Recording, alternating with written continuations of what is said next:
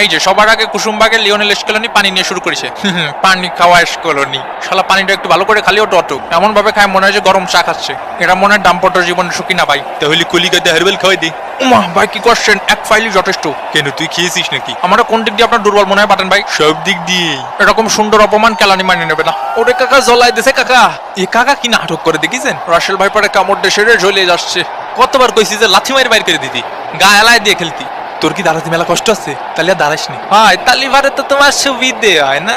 তুই এ জায়গাতে সেই রে দাঁড়া। এ কাকা ওরে কিছু কোন কাকা, আপনি কিছু না করলে কিন্তু আমি যাই মারি আসবানি কাকা। দেখতেছি দেখতেছি দেখতেছি। এই কিরে কিরে কয় পিস দেছে? হৃদয়ে ব্রাজিল।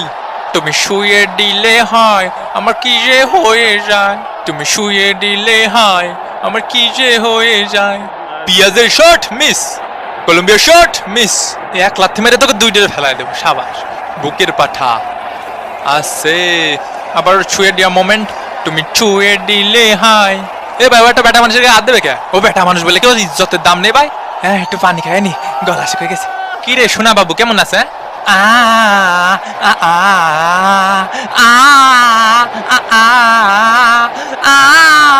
শালা অতিরিক্ত ড্রামা করতেছে।